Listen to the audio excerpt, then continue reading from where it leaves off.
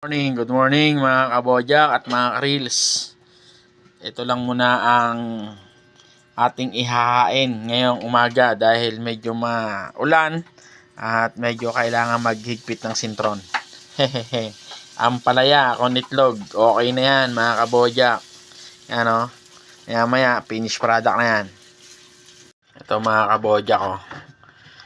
Ibababad muna natin siya sa tubig na may asin. Yan natin ng asin para mabawasan yung kanyang pait. Alam nyo mga kabojak, ang karakteristik ng ampalaya is mapait.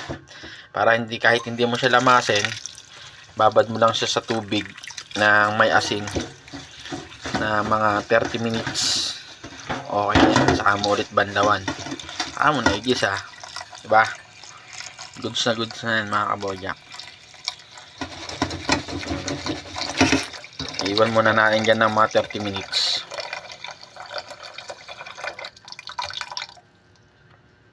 Ready na yung ating mga ingredients mga kabojak. Sandaling-sandali na lang yan mga kabojak. Tapos na yan.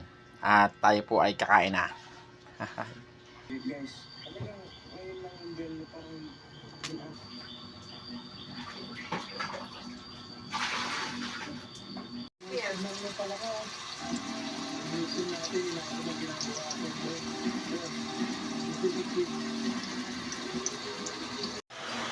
Sabi daw ni Daddy ngayon, meron daw ng market.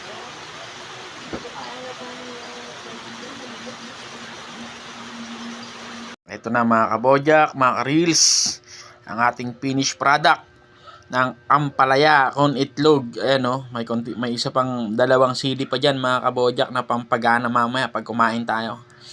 Okay, maraming salamat po sa inyong patuloy na panonood at suporta. Bojack Vlog po.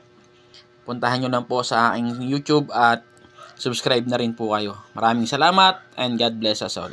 Sarap yan.